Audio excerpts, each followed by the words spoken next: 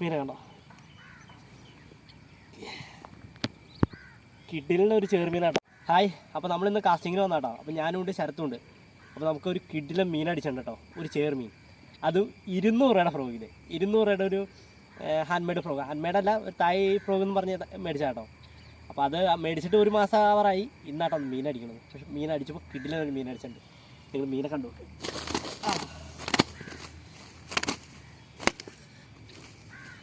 Frog തെറിച്ചു കേട്ടോ. ഇത് കണ്ടോ, മീനെ കണ്ടോ, കിഡിലിൻ്റെ ഒരു ചെറുമീനാട്ടോ. എങ്ങനെ വന്നാലും ഒരു 2 കിലോ എന്തായാലും ഉണ്ടാവും. അതിന് മേളിലുണ്ടെങ്കിലുള്ളൂ.